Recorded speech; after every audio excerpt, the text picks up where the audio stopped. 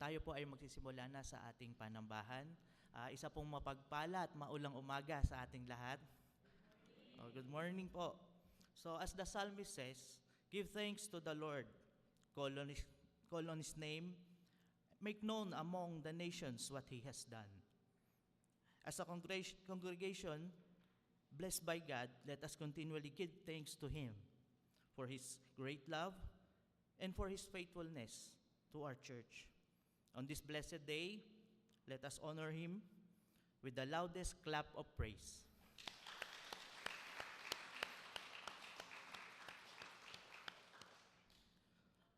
Beloved brethren, as the piano is being played, let us bow down our heads, and for a while, in silent meditation, let us reflect on His magnificence and the magnificence of the Word of God. The Word of God is living and active, and is the most powerful resource that feeds our souls and illumines our path. In our journey of faith in Christ, Thy Word, O Lord, is a lamp to my feet and a light to my path. The Word of God judges the thoughts and attitudes of our heart. It keeps us clean in this dirty world. Praise God, for our Lord Jesus has made us clean through His great sacrifice on the cross. And through His wonderful Word, may we zealously walk through the Spirit of truth, meditating on it, memorizing it, and refreshing ourselves with it. As we glorify God in our worship, may we attentively listen to the preaching of His Word, to intently absorb what we will hear, and promise to live by it day after day. Praise be to the Lord Almighty.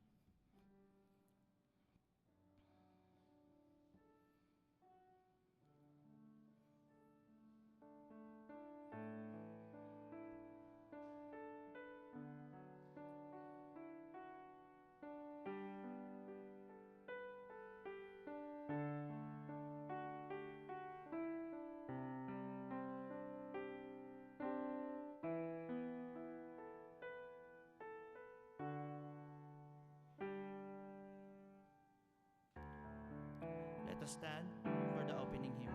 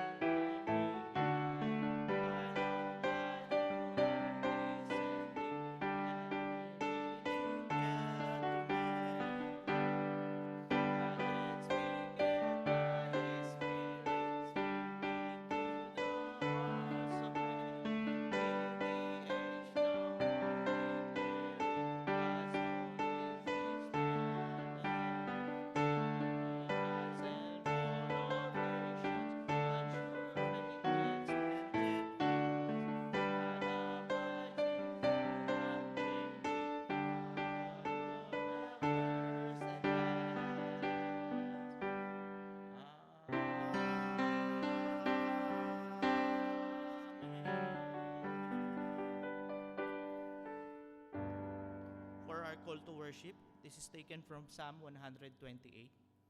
Let us read in unison. Blessed are those who fear the Lord, who walks in His ways. You will eat the fruit of your labor. Blessings and prosperity will be yours. Your wife will be like fruitful vine within your house. Your sons will be like olive shoots in your table. Thus, the man is blessed who fears the Lord. May the Lord bless you from Zion all the days of your life. You may see the prosperity of Jerusalem, and may you live to see your children's children. Praise be the Lord. Let us all pray. Our Father, Almighty, maker of heaven and earth, creator of the living and the non-living, we praise you, God, as the heavens declare your glory. We praise you, our Lord Jesus Christ, for your perfect obedience, so that we might have the gift of your salvation. And we praise you, Holy Spirit, for enlightening us by the word and preserving us for you in this sinful world. Pero Panginoon, habang nabubuhay kami sa mundong ito, kami, Panginoon, ay nagkakasala pa rin. Hindi po kami immune, Panginoon, sa pagkakasala. And Father, we humble ourselves and confess and that we have sinned to you. And we fall short from your glory. But as the scripture says in 1 John 1:9, if we confess our sins, He is faithful and just to forgive our sins and purify us from all unrighteousness. So Father, we thank you for the forgiveness of sins. We thank you for saving us for the penalty of this sin. And we thank you, Lord, for the hope in our future and the promise that we will be in your presence. So Father, we praise you and we give you thanks and we give you all honor in this day. In Jesus' name we pray. Amen. Now again, let us with one voice read from the scripture from the Old Testament. This is a reading from the Old Testament taken from Deuteronomy 11:18. Let us read in unison. Fix these words of mine in your hearts, and then as symbols in your hands, and bind them on your foreheads. Teach them to your children, telling about them, sit at home, and when you walk along the road, when you lie down, and when you get up. Let us continue. And the days of your children,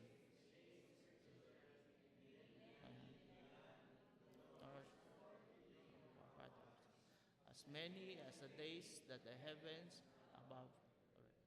Let us continue worshiping our God through songs of praise and worship. Good morning po. Ayan. So, wala pong makakapigil sa atin sa umagang ito kahit gaano pa po kalakas ang ulan. So, sama-sama po tayo magpuri at alalahanin kung ano ang pagmamahal na pinapakita sa atin araw-araw ng ating dakilang Diyos.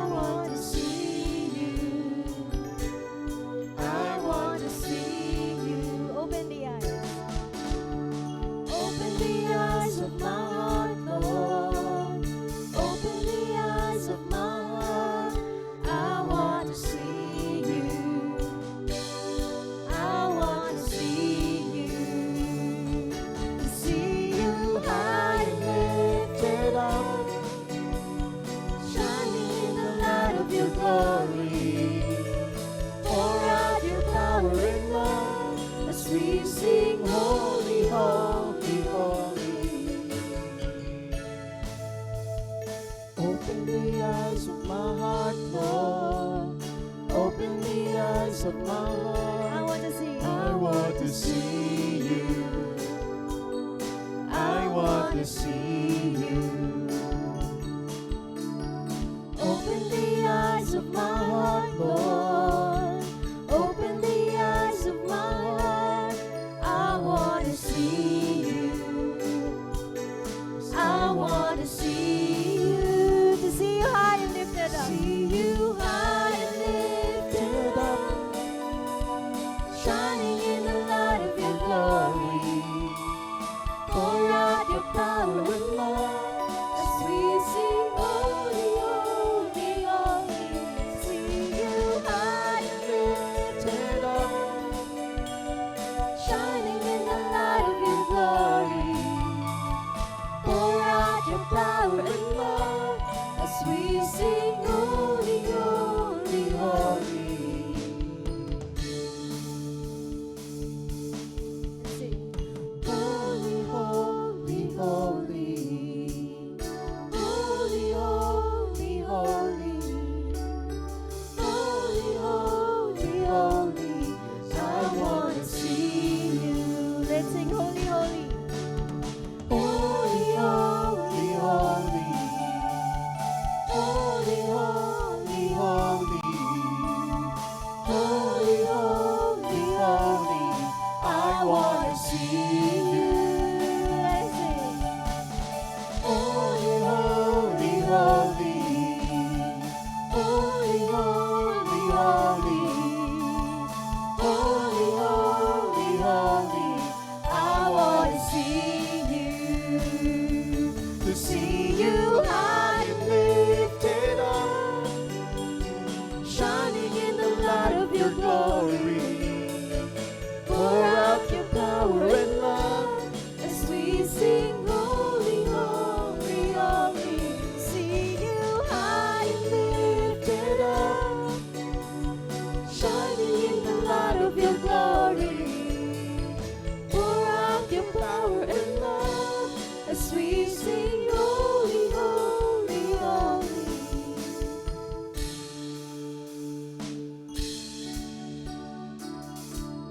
Patuloy nating awitan ng ating Panginoon. Over the mountains and Your river runs with love for me. I will open up my heart, let the healer set me free. I'm happy to be in the truth, and I will daily lift my hands, for I will always sing of where your love came down. I can sing of your love forever. I can sing of your love forever. I can sing of your love. I can sing of your love forever. I can sing of your love forever. Muli po natin awitin, over the mountains and the sea. Over the mountains and the seas, your river runs with love for me, and I will open up my heart and let the healer set me free. I'm happy to be in the truth, and I will daily lift my hands, for I will always sing of where your love came down. I can sing of your love forever. I can sing of your love forever. I can sing of your love forever. I can sing of your love forever. Oh, it feels like dancing. It's foolishness, I know. But when the world has seen the light, they will dance with joy like we're dancing. I can sing of your love. I could sing of your love forever. I could sing of your love forever. I could sing of your love forever. I could sing of your love forever.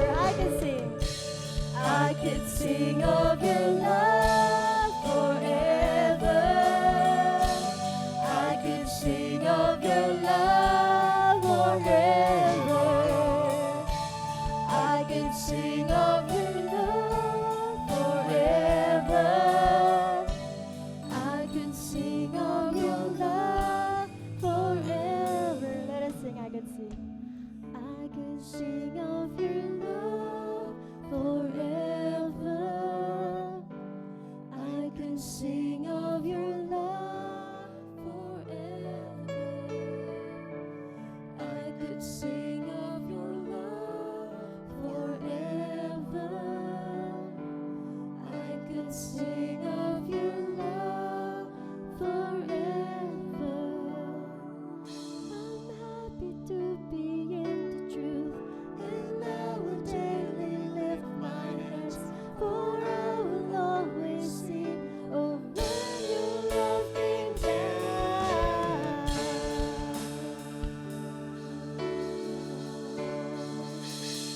Ayan, palakpakan po natin ang ating Panginoong Diyos at ang kanyang dakilang pagmamahal na po araw-araw niya ibinubuhos sa atin. So, sa mga oras po na ito, tayo po ay manatili sa presensya ng ating Panginoong Diyos at nawa ang susunod nating kanta ay maging prayer ng ating mga puso na siya lang ang hanapin, siya lang ang i-desire sa ating mga buhay.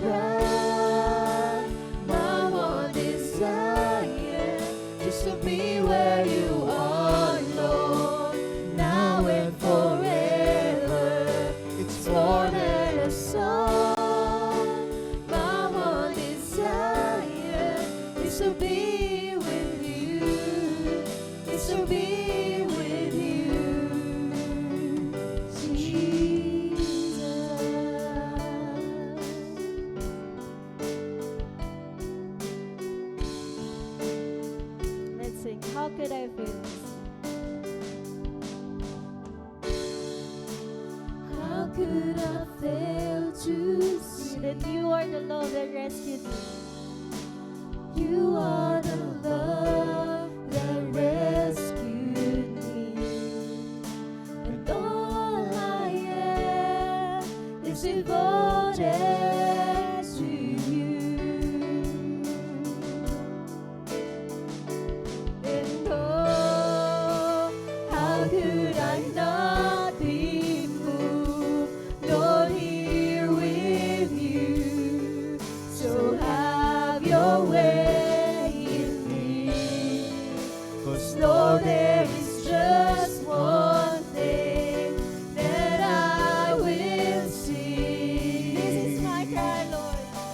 This is my cry, my one desire is to be where you are, Lord, now and forever. It's more than a song, my one desire is to be with you, is to be with you. This is my cry, my one desire, just to be where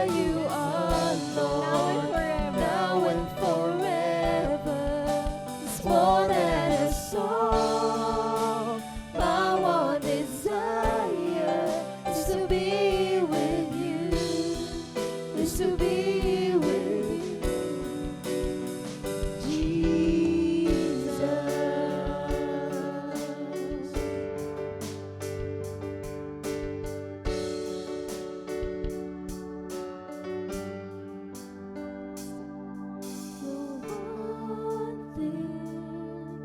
The one thing that I ask is to be with you.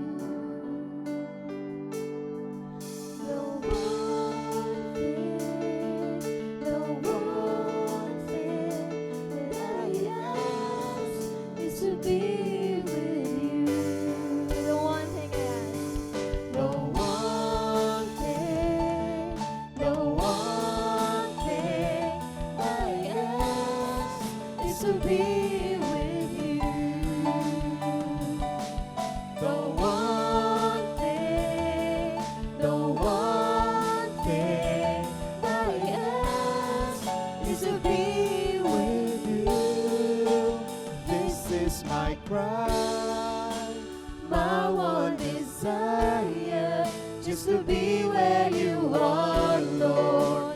Now and forever.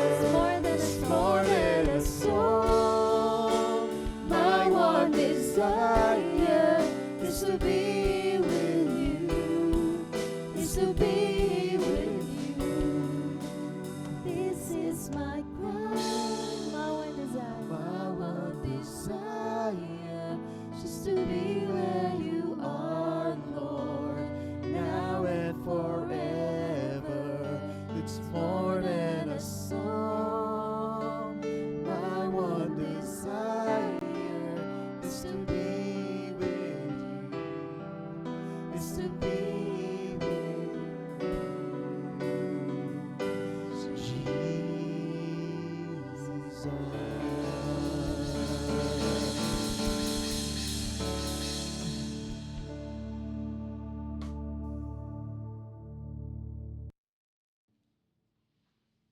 Let us all be seated. Brothers and sisters, now is the time for us to respond to the loving kindness of love. And our congregation is truly blessed to have our dear Pastor Roy Makaraig graciously ministering to us the Word of God. So praise the Lord, and let us now listen to Pastor Roy.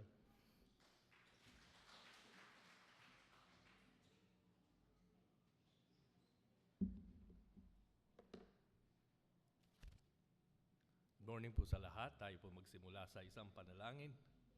Panginoon, patuloy ang aming paghingi ng iyong presensya and ask that your Spirit enable us to look into your message, to listen to your message with ready hearts, to respond to your call. And may you enlighten us through your Spirit. In Jesus' name we pray.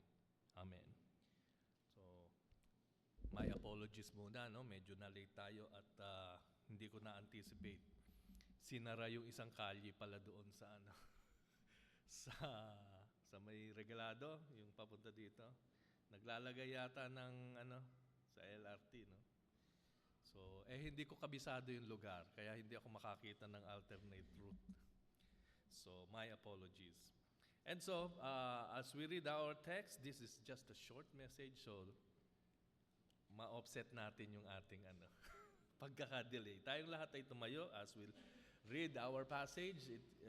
Ito ay galing sa Romans 15 verse 4, instructed to hope. Okay? Sa ating Reformed tradition, dapat binabasa yung buong chapter. But for this time, let us just focus on this verse. Sabi doon, for everything that was written in the past was written to teach us, so that through the endurance taught in the scriptures and the encouragement they provide, we might have hope. Salamat sa Panginoon. Sa pagbasa, pwede na po tayong umupo.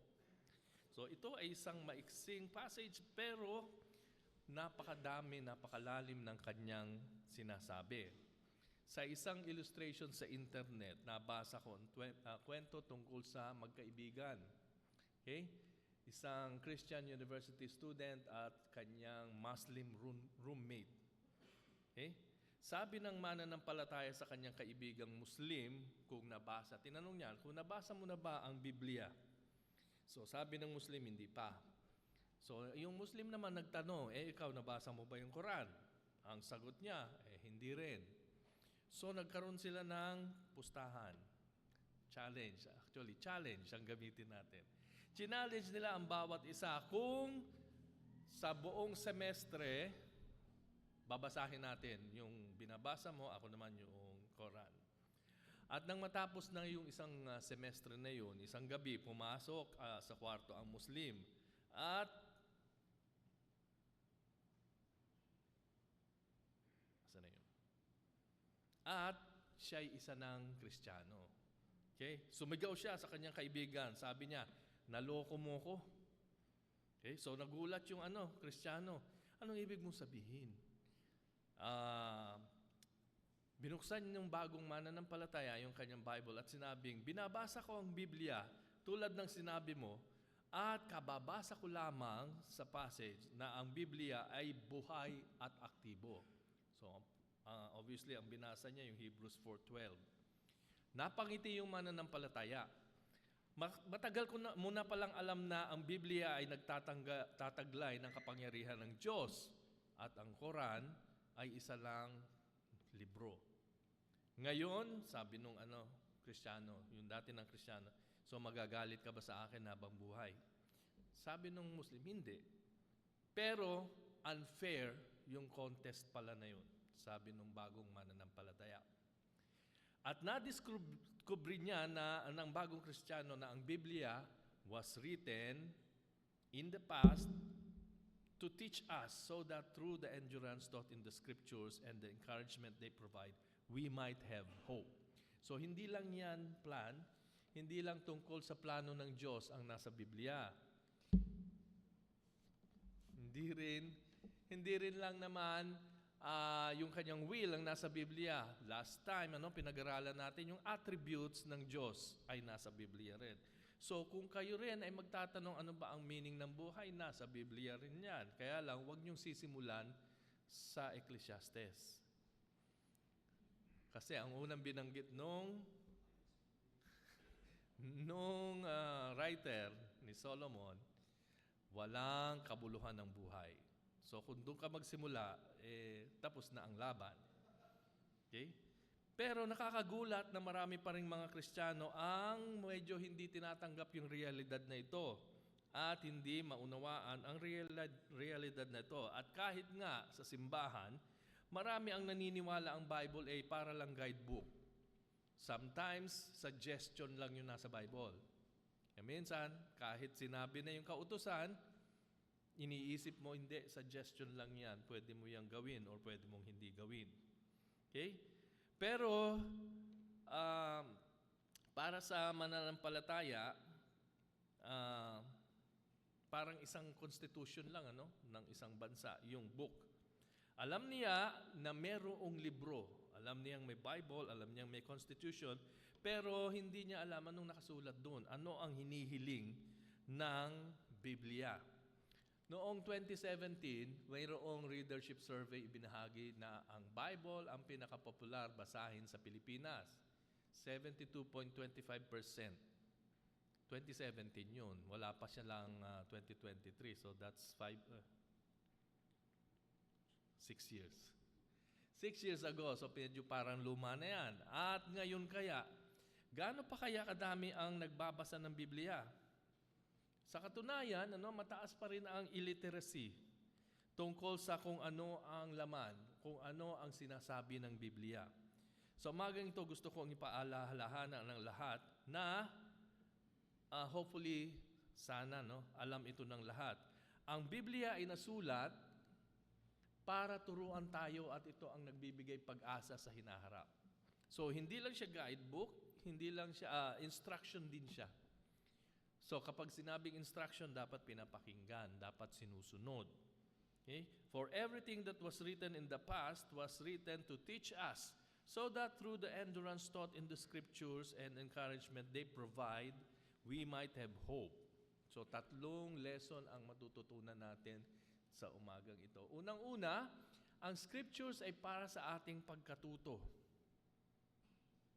Okay?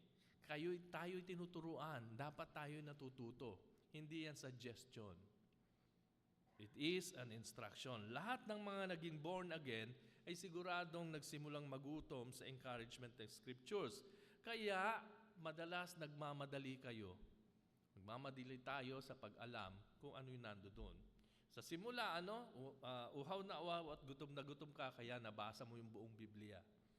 Meron na bang nakabasa ng buong Biblia? So yan, maganda naman basahin ng buong taon yan. At ang maganda nga doon, pwede nyo naman sila simulan by theme or by chapters. So kung mas madali ang by chapters, okay lang yun. Kaya lang pagdating nyo nga sa Psalm 119, okay? Sinong nakamemorize ng Psalm 119? Alam ko marami, meron mga nakamemorize ng 119. Pero iniisip ko pa lamang, siguro pwedeng ma-memorize. Kaya lang, mailalagay ba natin lahat yun sa ating puso? Yun ang challenge sa atin. Okay? Yun. Maraming tungkol sa 119, next sermon ko na siguro yun, 119, ay tungkol sa scriptures. Yun ang punto ng Psalm 119. Ano ang kahalagahan ng Biblia? So kung naghahanap kayo para saan ang Biblia, basahin yung buong Psalm 119. Madami gusto ang bunga, pero hindi naman gustong pagtrabahuhan ang bunga. Okay? Gusto ng mga blessings, gusto ng mga strength, gusto ng hope. Pero nung ginagawa mo sa Bible, ayun, nakatambak sa shelf. No? Actually, ako nakita ko rin yan. Madami pala akong Bible sa bahay. Okay? Kasi madalas ako nasa nasa digital.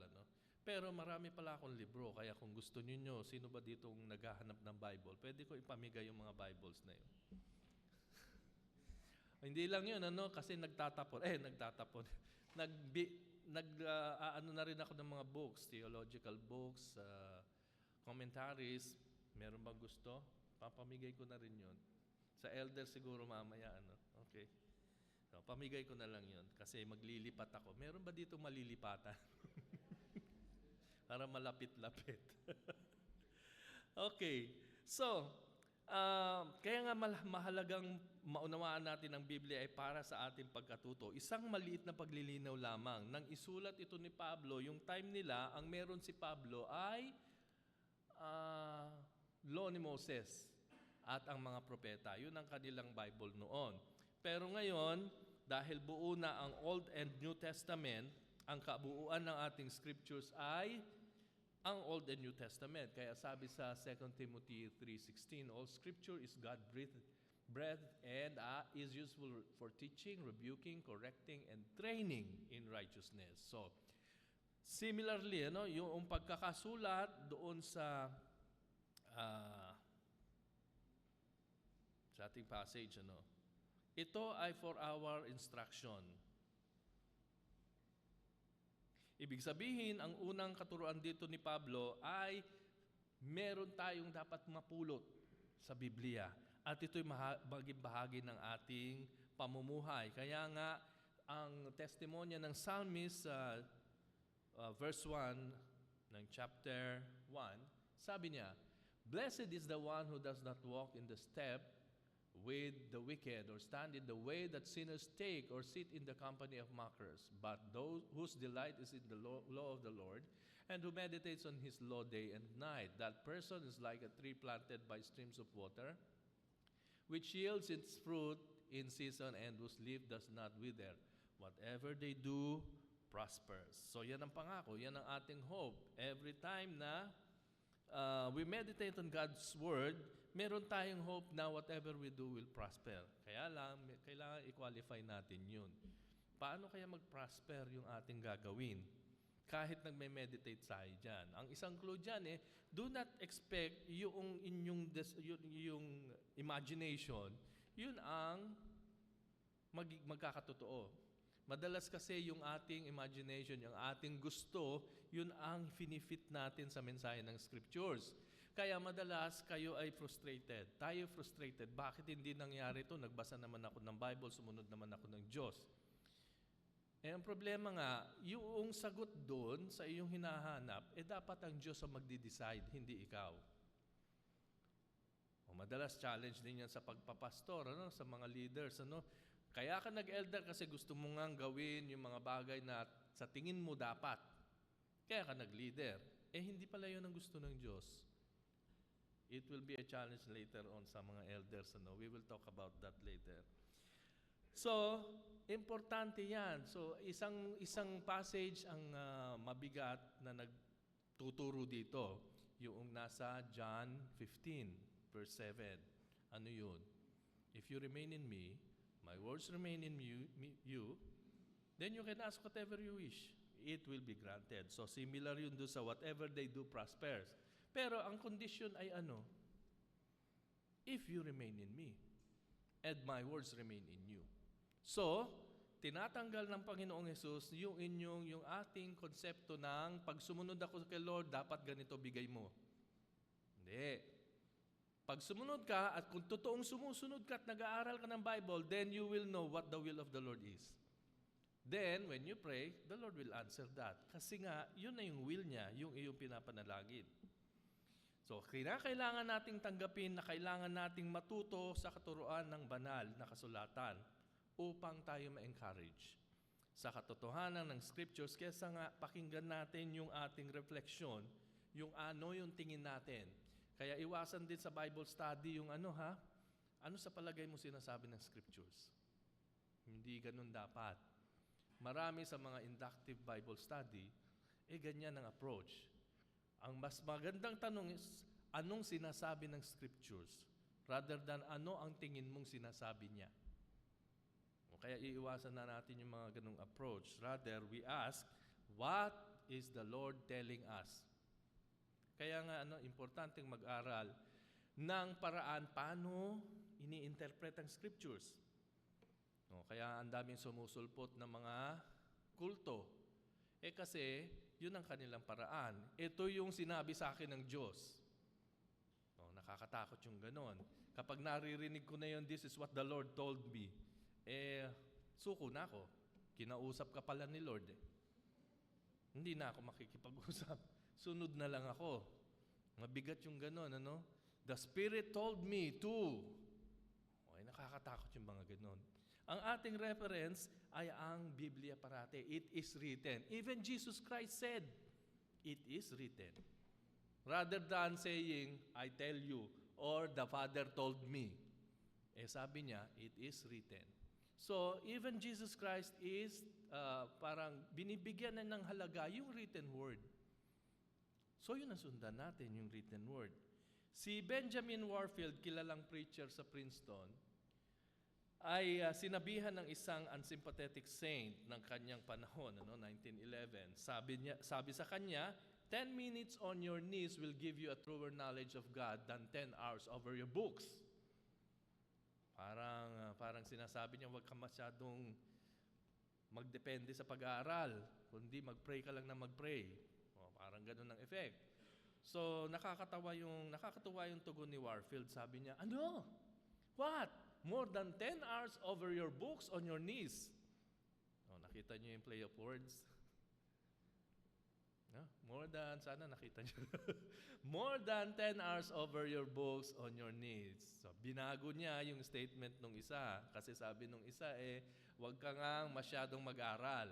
So, pinagsama niya yung dalawa, books and prayer. So, para sa kanya, ganun ang pag-aaral. Hindi lang yung masyado kang nagsasabi, mag-pray lang na mag-pray. Wala kang ang laman sa utak kung ano yung naisin ng Diyos. So, anong papanalangin mo? Ang papanalangin mo, yung gusto mo. Pero kung nag-aral ka, at yun yung nalaman mong nais ng Diyos, di may laman yung prayer mo. That's why, again, mahalaga sa akin yung passage na sa John 15 nga. Excuse me. Ang punto ay hindi naman lahat kailangan na gumugol ng 10 oras sa isang araw na magbasa o magmaster ng... Meron pa palang isa. Isa pang Princeton saint, si Philip Lindsay, sabi niya, one of the best preparations for death is a thorough knowledge of the Greek grammar. Sino dito ang gusto mag-aral ng Greek? So sa kanya naman, ang requirement niya, kailangan bago ka mamatay, marunong ka ng Greek grammar. Oh, again, sabi ko nga, ang punto, hindi naman kailangan lahat ay gumugol ng 10 oras para magbasa at ma-master ang Greek New Testament. Pero meron din dapat. Mayroong pinagkaloob ang Diyos ng mga taong magaling sa ganyan. Kasi gift nila yon. Karamihan sa atin ay magagalak na mayroong mga gifted people. Dito kayo may gifted people sa language. So, dun sa mga gifted, alam nyo gifted kayo sa language, challenge ko kayo, pag-aralan nyo yung Old and yung Hebrew at saka Greek. Doon nyo na lang atupagin yung sarili nyo, huwag na kayo mag-TikTok. Okay? Mag-aral na lang kayo ng Greek para magamit kayo ng Diyos sa simbahan na sabihin, itong salitang ito sa lumang tipan, ganito yung kanyang effect. So, matututunan ito ng simbahan. Matututo ang simbahan. Kailangan din natin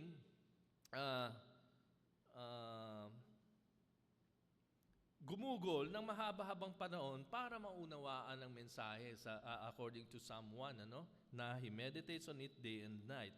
At sinabi rin naman ni John Piper, sabi niya, we need a systematic diet of instruction, not just a few crumbs a day if we are going to fight successfully to maintain the full assurance of hope to the end.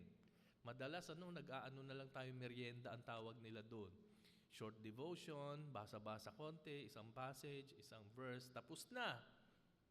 Sa palagay nyo, kung kayo'y kakain lamang ng isang pulburon sa buong araw, sa isang linggo, ano kayang itsura ng katawan nyo?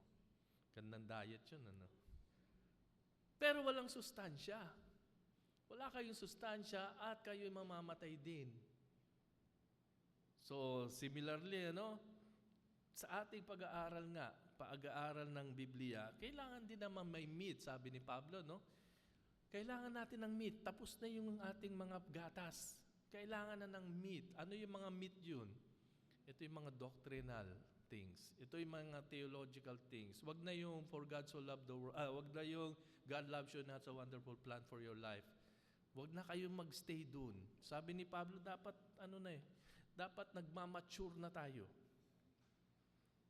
So, ang Biblia ay hindi lamang sa ating pagkatuto, kundi ikalawa, ito rin ay para bigyan tayo ng katatagan at palakasin ng ating kalooban. So, steadfastness and encouragement. Kapag tayo ay naturuan ng Biblia ng tamang pag-unawa, magdudulot ito ng strength, magdudulot ito ng katatagan at kalakasan ng ating loob. Kinakailangan nating maging matatag para magpatuloy sa pagsunod, lalo na sa ilalim ng pagsubok at kahirapan.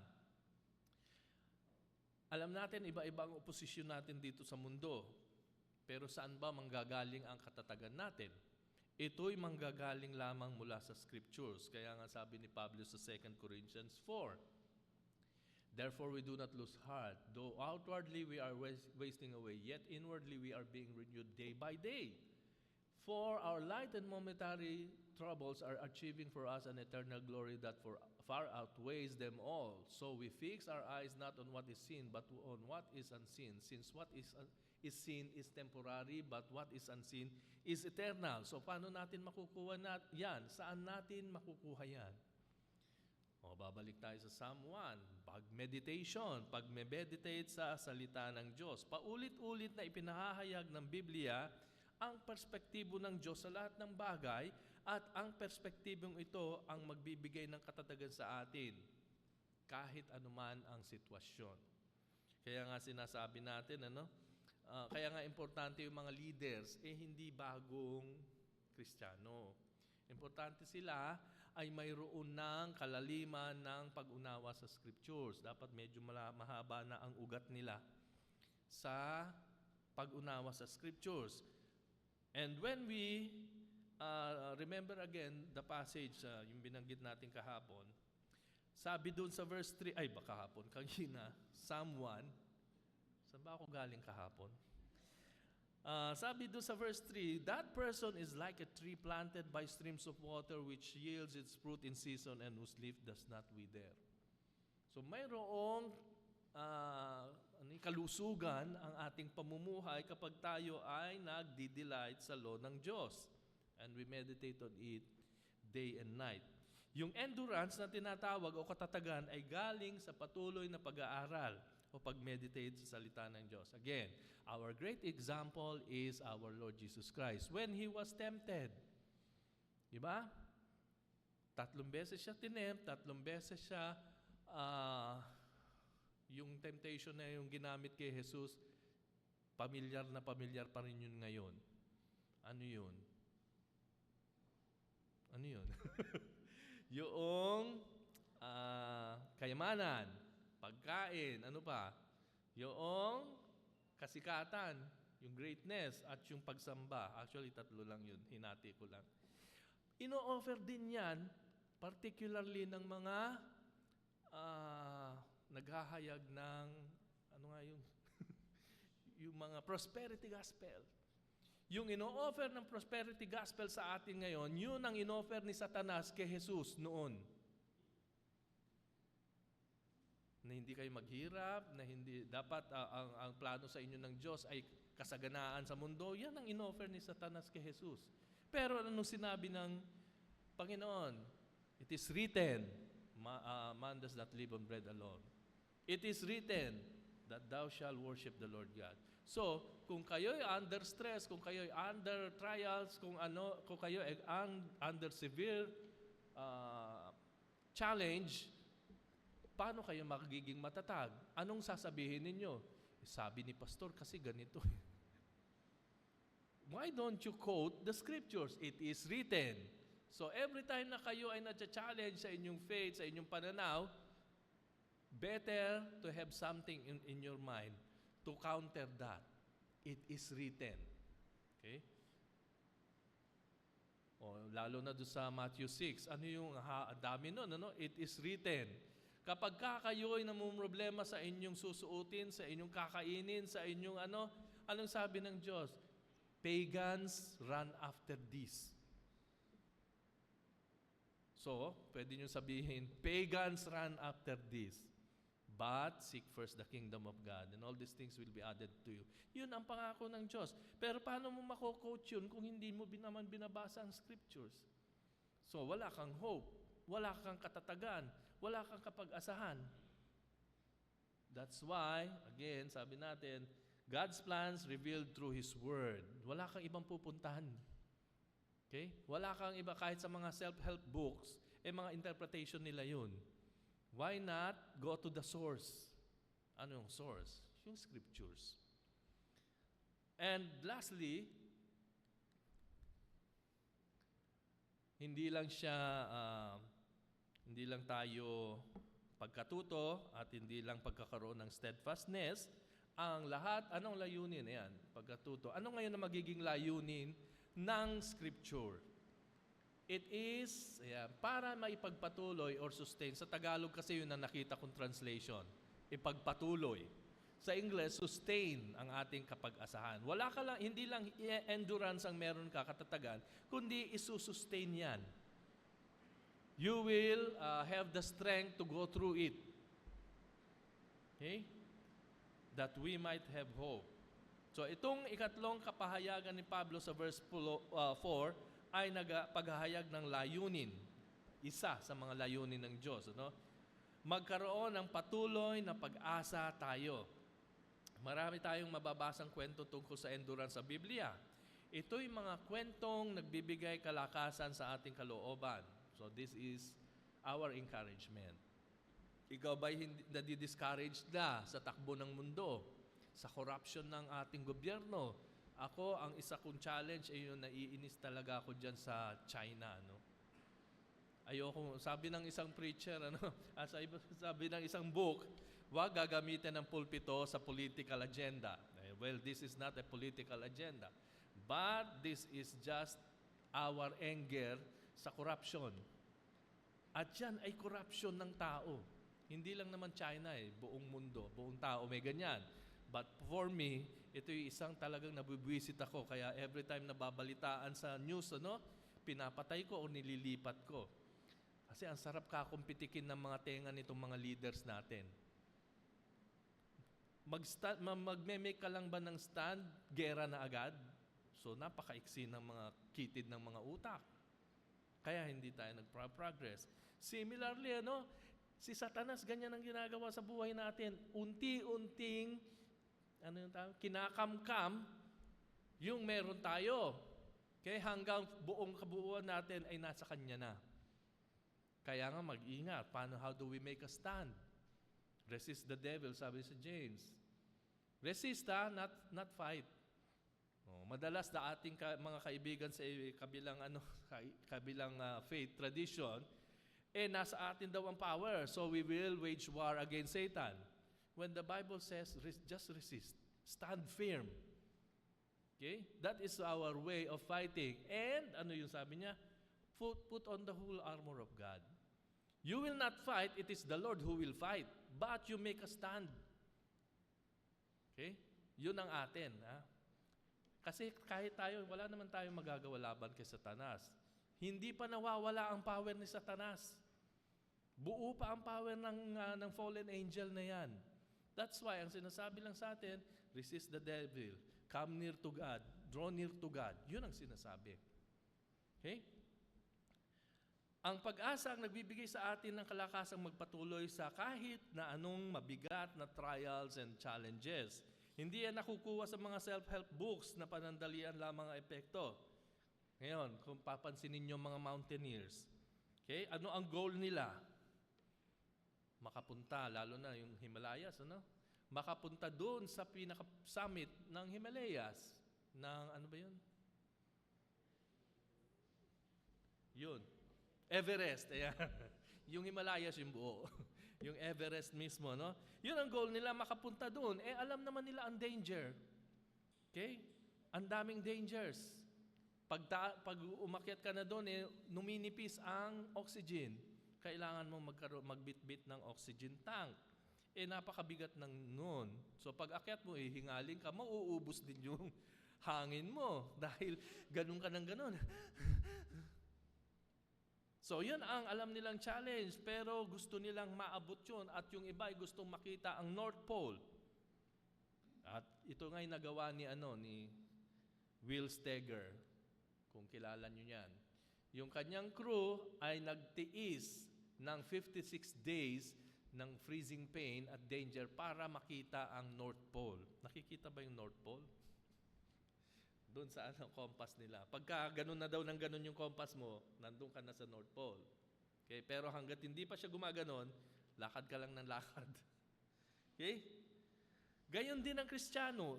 Inuutusan tayo ng Panginoong Jesus na tawirin yung mga yelo na yan ng tribulation, ng challenges para saan? Para sa koronang ating inaasam. Isang magandang encouragement para sa ating buhay ay sinabi ni Pablo sa 2 Timothy. Sabi niya, 4:6, For I am already being poured out like a drink offering, and the time for my departure is near. Okay, malapit nang mamatay si Pablo.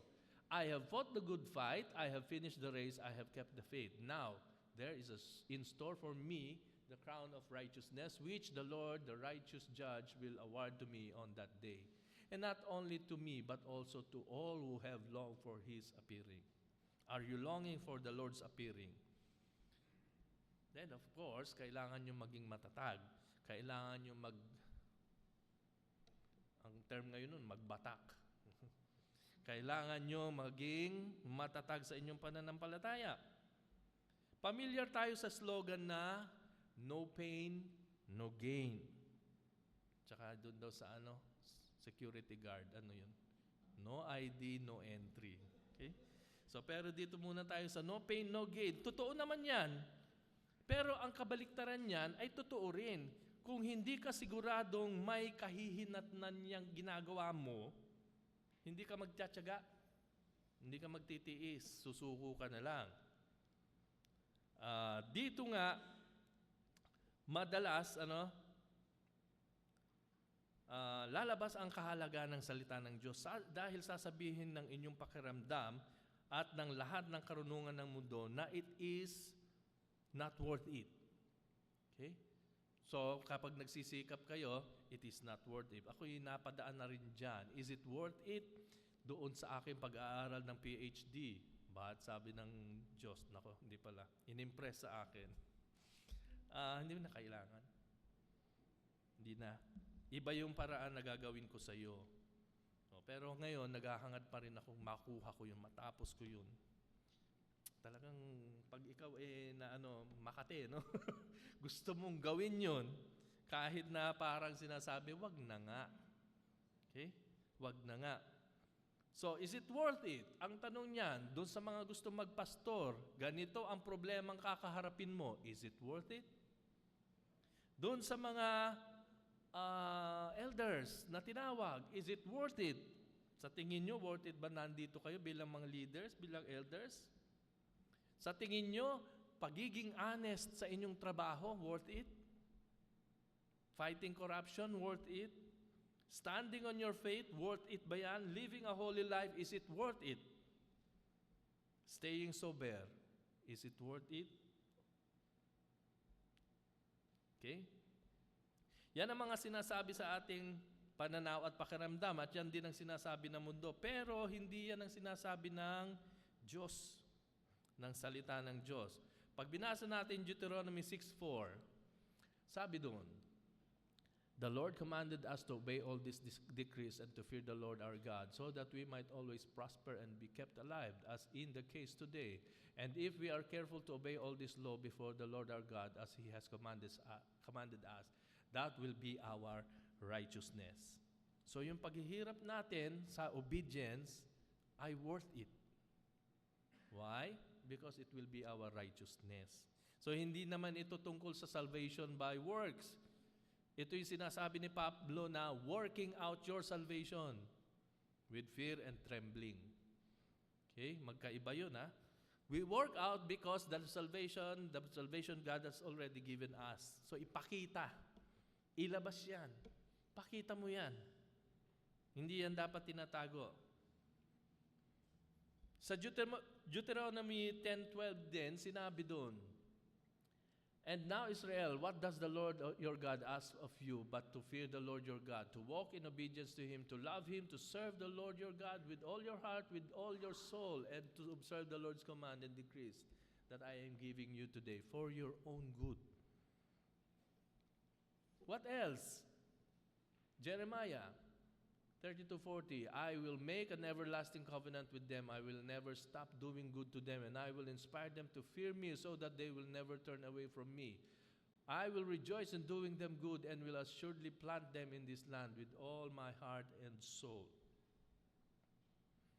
At pag dumating kayo sa New Testament, Mark 10:29, truly, I tell you, Jesus replied, no one who has left home or brothers or sisters or mother or father or children or fields for me and the gospel will fail to receive 100 times as much in this present age. Homes, brothers, sisters, mothers, children, fields, along with persecutions in the age to come, eternal life. And in the age to come, eternal life. So, obedience is always worth it. Ang pagsunod, in fact, yun lang ang hinihingi ng Diyos sa atin. Hindi yung inyong karunungan, hindi yung inyong kasigasigan, hindi yung inyong katalinuhan. Alam nyo, nag-fall dyan si Saul, di ba? Handaan nyo si Saul. Alam niyang maganda ang mga bagay-bagay na nakikita niya. Pwede kong i-offer to sa Diyos, pwede kong gawin dito sa Diyos. Pero yun ba, sabi ni Samuel, yun bang hinihingi sa iyo ng Diyos? Kaya doon sinabi ni Samuel, obedience is better than sacrifice. Sometimes that is what we also do. Babalik din ako sa worship. Sometimes we think of doing things, we will do this for the Lord. We will do this for the Lord. Ang question actually lang naman natin, is the Lord requiring us to do that? Yun ba ang requirement ng Diyos? Maraming magagandang bagay tayong pwedeng gawin. Okay? Kaya minsan nag-iisip tayo ng how do we improve our worship. Isa lang yun. How do we improve our worship? By obeying God. By looking at the scriptures. Ano ang gusto niya in terms of worshiping Him? Yes, we have our talents, we have our whatever we have. We can offer that to the Lord. Katulad din ni Saul, nakita niya magaganda yung mga choices sa sheep, yung fat of rams. Kaya sabi niya, i-offer ko to, hindi ko to papatayin. Pero ang command sa kanya, lipulin mo lahat eh. Kahit maganda yan, kahit magandang i-offer yan sa Diyos, pero ang utos ko, lipulin mo yan. So the same thing, the same message na sinasabi kanina sa Deuteronomy, kung susundin natin ang utos. So instead of revitalizing worship service or creating new program to attract more people to worship, why don't we ask the scriptures or why don't we search the scriptures? What is the Lord's requirement for us to worship Him? So yan ang perspective rin ng reform. Ano yun? Nakalimutan ko na naman. Regulative principle of worship. So, obedience is always worth it. Marami ang nag-i-endure para marating ang North Pole at ang iba pang kasikatan at mapabilang sa Guinness Book of World Records. Pero, nag-i-endure ang Christians para sa darating na kaharian, buhay na walang hanggan sa presensya ng Panginoon at ang walang hanggang kagalakan sa kaluwalhatian ng Diyos. Pero pareho itong hindi mag-e-endure kung walang pag-asa, kung walang hope, at kung hindi natin minemeditate ang ating scriptures. John Piper suggested na palitan na yung no pain, no gain na yan. Sabi niya, gawin na itong no hope, no cope. Rhyming din naman, ano? Kung ito man ay totoo na ang pakikipaglaban para makakope sa pang-araw-araw na tentasyon na suwayin ng Diyos at sumuko na sa ating responsibilidad, ay magagawa lamang sa pamamagitan ng hope o kapag-asahan, huwag nating kaligtaan ang katotohanan ng Romans 15:4 na upang makakope at mapagwagyan ng hamon ng pagiging Kristiyano, kailangan natin ng matuto sa salita ng Diyos. Sabi muli doon, for everything that was written in the past was written to teach us. So lahat yun, ang buong scriptures ay magtuturo sa atin ng ano? Ano ba yung pagtuturo ng Biblia? Una na nga dyan, may plano ang Diyos para sa atin. Pero more than that, nandyan din yung attributes nga. More than that, nandyan yung nais, yung will ng Diyos. Okay? Kasi mahilig tayo doon sa ano bang plano sa akin ng buhay, ng Diyos, sa buhay ko. Doon tayo na-excite. Hindi tayo na-excite doon sa ano ba yung nais ng Diyos. Kasi yung nais ng Diyos at yung gusto natin, hindi yan pareho. Parating nag-aaway yan. Kailangan mayroong bumigay dyan. So as we end, ang scriptures ay para sa ating pagkatuto. Ang scriptures ay para bigyan tayo ng katadagan or endurance. Ang scripture ay para masustain tayo sa ating kapag-asahan. Ngayon, kung tatanggapin natin ang katotohanan ito, na tayo ay tinuturuan at pinapalakas para sa pag-asa sa hinaharap, malalaman natin na ang ating pag-asa ay hindi lang isang abstract na konsepto dahil mayroong mga hugis itong hope natin. At ang iba dito ay ang ito. So ito yung mga hope, ito yung hugis ng ating pag-asa. Una, pananatili ng Diyos na kasama natin, Matthew 28:20. The Lord is with us. Pag sa katuparan ng justice, 2 Thessalonians 1:6, ano pa yung hugis noon? Patuloy na pag-ibig ng Diyos, magre-remain sa atin ang love ng Diyos. Ano pa? Paghahanda sa ating tutuluyan, binanggit ng Panginoon yan. So yun ang ating hope na kahit dito wala tayong matirhan, naghanda ang Diyos ng titirhan mo sa langit. Of course, ang maganda rin dyan, yung buhay na walang hanggan, sabi sa John 11:26. And the truth is, kahit hindi nyo nararanasan yan, ang katotohanan pa rin, merong provision sa atin pang araw-araw. Hindi lang siguro tayo sensitive, pero tayo patuloy na nagpo-provide ang Diyos sa atin. May darating na panahon kung saan mababago ang lahat, kaya nga maging devoted students tayo ng scriptures at mag-meditate sa katotohanan ng pangako at plano ng Diyos sa buhay. Let me end by this kwento. Isang lalaki ang naglalakad sa disyerto nang makarinig siya ng isang tinig na nagsasabing, "Mamulot ka ng mga bato dyan." Ilagay mo sa iyong bulsa. Bukas, magsisisi ka, pero matutuwa ka rin naman. So, sumunod naman ang lalaki at dumampot siya ng mga ilang bato at nilagay niya sa kanyang bulsa. Ilang bato lang yung pinulot niya kasi daw mabigat. Kinaumagahan nang dukutin niya yung mga batong pinulot niya, ang ilan dito nakita niya diamonds. Yung ilan, rubies. Yung ilan, emeralds. So, natuwa nga siya, pero nagsisi rin siya. Sabi niya, bakit ba yun lang ang kinuha ko? So, ganito na naman sa salita ng Diyos. Pwede tayong mag-devotion lang kung gusto nyo. Pwede lang mamunot ng verse para sa inyong daily encouragement. Lalo na sa Facebook, madami yan, na isa-isang verses. Pero pag tinignan mo yung konteksto nun, mali ang gamit niya ng verse. So, kapag nagsikap kang basahin at pag-aralan ng kanyang salita, makikita mo na ang mga salita ay magiging pag-asa at source ng iyong buhay. Ang iyo lamang regret ay, bakit konti lang dinampot mo? So, let's pray. Thank you, Lord, for encouraging us and reminding us, O Lord, how important your word is, how valuable your word is. Dawa, Lord, manatili sa amin ang katuruan ito. Tulungan mo kami, Lord, na mamuhay ayon sa iyong salita. Sa pangalan ni Jesus. Amen.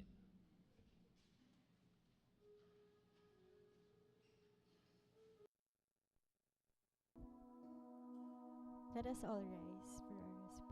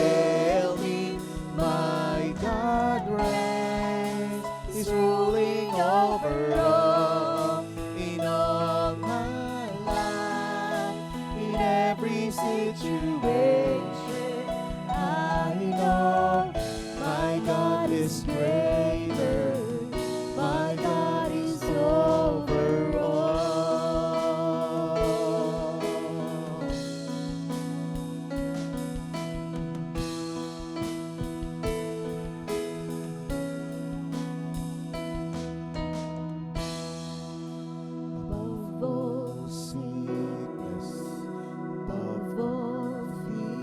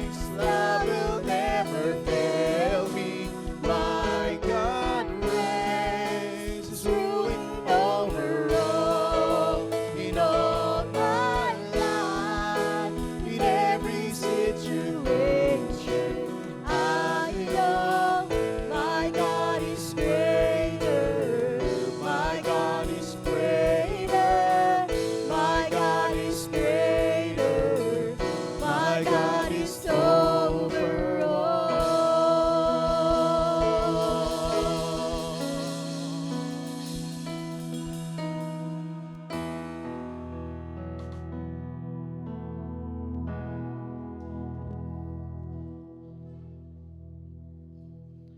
Now, brothers and sisters, now is the time for us to respond to the loving kindness of God in our lives and for speaking us through His word by bringing our tithes and offerings. God is pleased when we put our hearts in our offerings.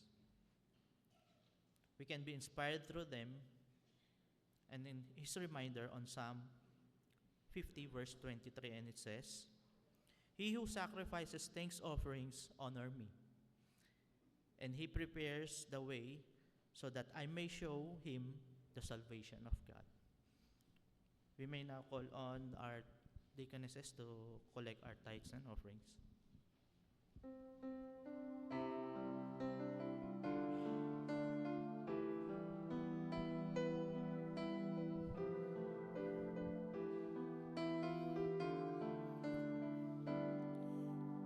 Lift our voices, we lift our hands, we lift our lives up to you. We are an offering. Lord, use our voices. Lord, use our hands. Lord, use our lives. They are yours. We are an offering. All that we have, all that we are, all that we hope to be, we give to you. We give to you. Lift our voices, we lift our hands, we lift our lives up to you. We are an offering. We are an offering. Let us all pray. Panginoon, muli kami nagpapasalamat sa pagkakataon na ito na may babalik namin sa iyo sa pamagitan ng pagbibigay muli, Panginoon, ng mga kaloob mo sa amin, Panginoon, ay ino-offer din namin, Panginoon, ito sa iyo. And we acknowledge, Father, na kung ano man ang meron kami, ay sa iyo rin naman po ito at sa iyo ramang galing, Panginoon. Kaya kami nagpapasalamat sa opportunity na ibinigay mo. And Father, we pray that you accept, Lord, these offerings. We accept these financial offerings, Panginoon, and may this honor your name, Panginoon. And ang talangin namin, Panginoon, na magamit ito para sa iyong purpose, lalo, Panginoon, dito sa aming komunidad at sa simbahan na ito. And Father, we also pray to bless ang aming congregation, bless this church, Panginoon, so that we may truly bless you, Panginoon.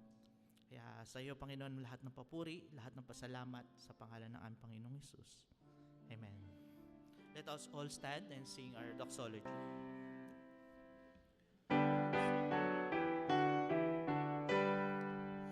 Praise God from whom all blessings flow. Praise Him, all creatures here below. Praise Him above the heavenly host. Praise Father, Son, and Holy Ghost.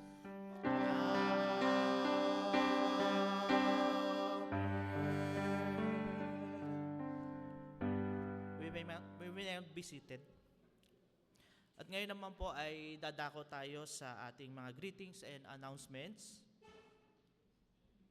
So ngayon po ay wala po tayong mga visitors. So ang wini-welcome na lang po natin yung mga manunood ng online na service natin. So welcome po at mag-join po kayo sa susunod na Sundays para sa ating worship services. At ngayon naman po ay dadako tayo sa greetings ng ating birthday celebrators from July 16 to July 22. On July 16, si Liam Manaluz. And on July 19, si Jerome Kagikla. On July 20 naman po ay si Juan Delfin Jr. And greetings naman po para sa ating mga wedding anniversary celebrators.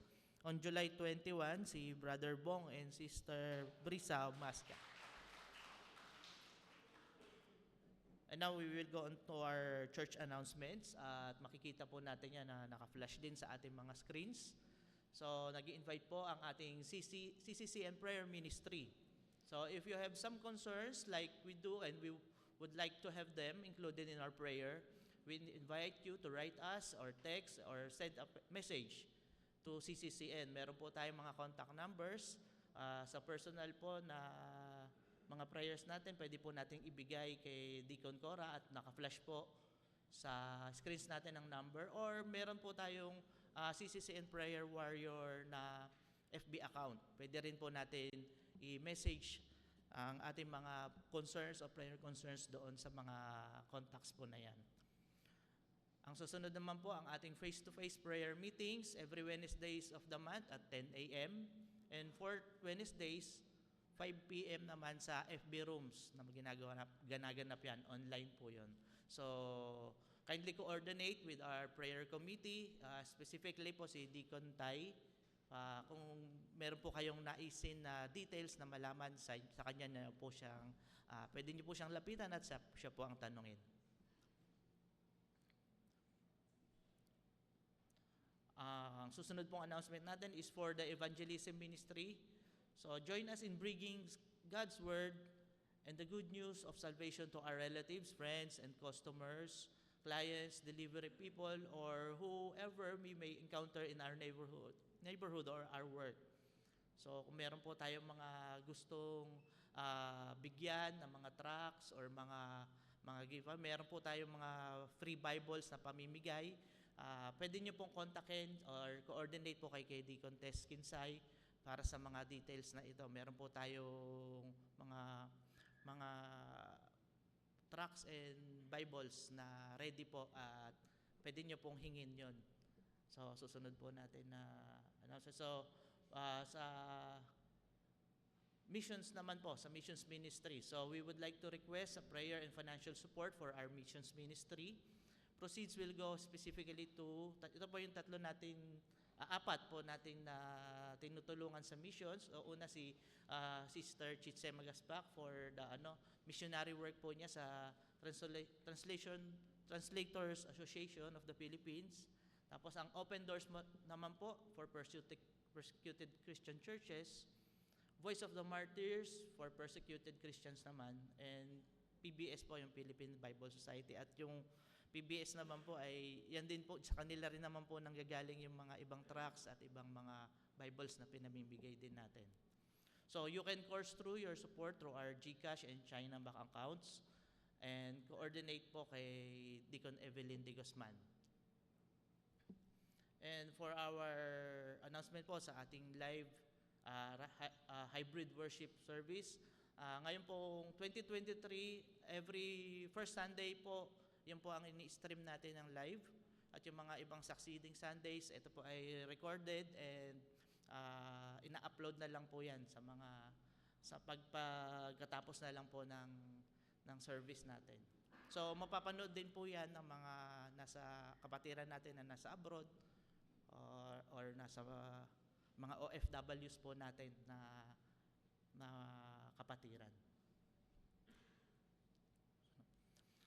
So humingi rin po ng awareness po para sa ating CMMA, ng classes po natin, may mga fundraising projects. So we are encouraging everyone and asking for your benevolent participation for this endeavor through the following fundraising schemes. Meron pong, ang una po ay yung 100 pesos per month from January to December 2023. And ang pangalawa po, help us solicit funds from friends or relatives. Ang pangatlo naman po ay pwede po tayo mag-donate ng goods for rummage sales. Mga gamit po, gadgets, jewelries, or kung ano man mga in-kind na pwede po natin na ibigay at para makasupport. And ganyan po, in-encourage po tayo na mag-support pag mayroong mga sacrificial dinner, and in-encourage din po tayo mag-support kung mayroong pong film showing. At ayan po yung susunod na announcement. Meron pong film showing ang ating classes on July 22, next week na, sa Saturday na po yan. Sa Saturday, 2 to 5 p.m. dito po gaganapin sa ating worship hall. So, supportahan po natin. So, always be informed of our latest updates and announcements for all our church activities here at our CCC and FB page. So, wala na po. So, now may we call on Pastor Roy for our closing prayer and benediction.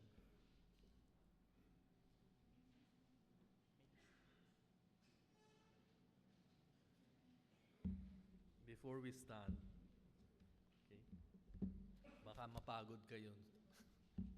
Sige, pwede muna kayong umupo as we pray for some issues muna.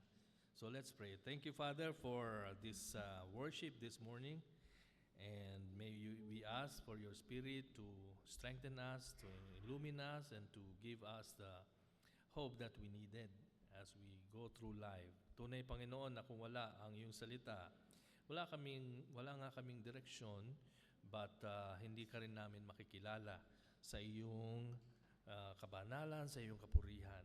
So, forgive us, Lord, for many times na nagmamadali kami sa pag-aaral ng iyong salita.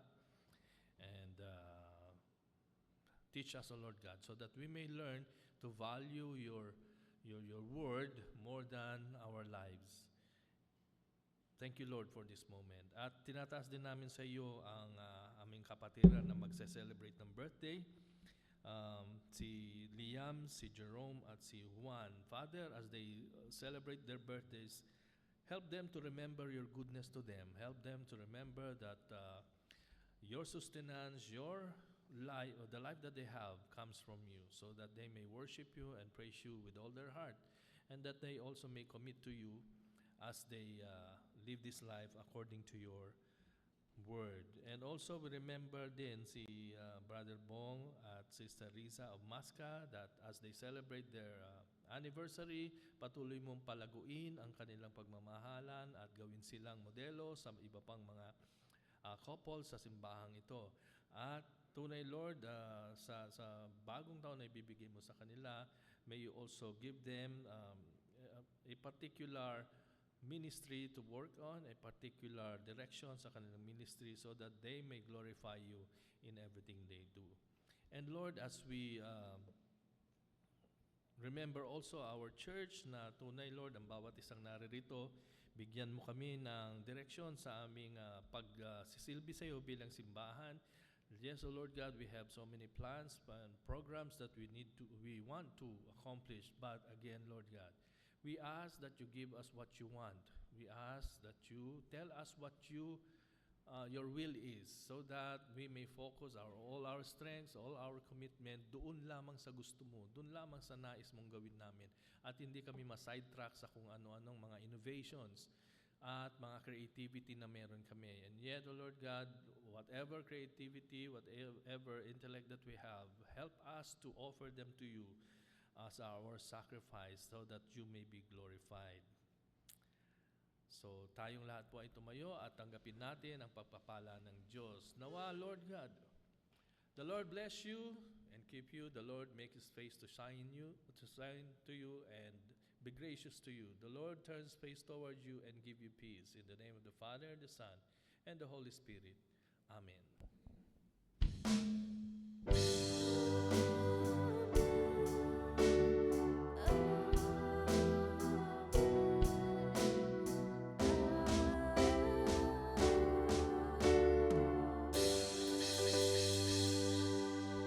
Morning po ulit sa ating lahat. Muli po nating awitan ng ating Panginoong Yesus.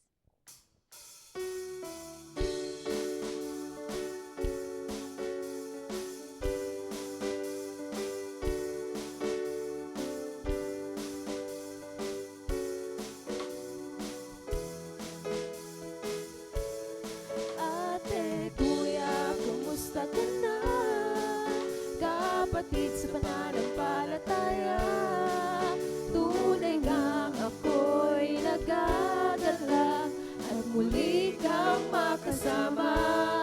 Nais kong ipanalangin ang iyong mga suliranin upang sa kanyang pagbabalik madatnan niya tayong gising. Ate, kuya, kumusta ka na? Kapatid sa pananampalataya, tunay nga ako'y nagdadala at muli kang makasama.